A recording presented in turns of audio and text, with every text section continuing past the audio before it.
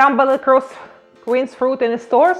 Don't do it anymore. I'll show you how to eat it properly. Good day, my dear friends, and welcome back to my vintage kitchen.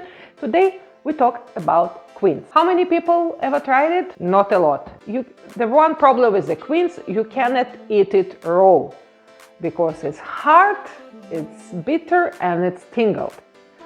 You won't be able to eat it raw most of the time. Some of them, they're very, very ripped. You can try, but I'm sure you probably won't like it. So how do we eat quince? Watch this video until the end and you will figure it out.